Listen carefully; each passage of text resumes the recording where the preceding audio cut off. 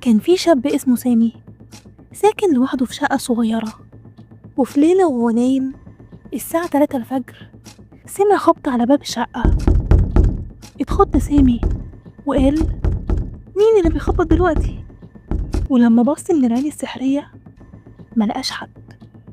حاول انه يتجاهل الصوت لكن الخبط رجع أقوى، وفجأة سمع همس واطي ورا الباب بيقول: افتح، احنا مستنيينك. قلبه وقع في رجله وقال: مين؟ انت مين؟ لكن مفيش حد رد عليه. وفجأة لقى مقبض الباب بيتحرك لوحده.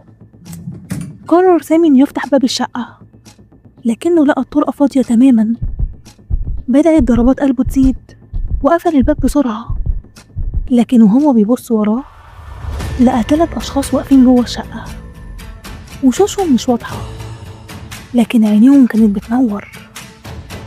واحد فيهم قاله بابتسامة باردة: احنا قلنا هنستناك جوه. وفجأة نور البيت كله انطفى مع صرخة سامي الأخيرة.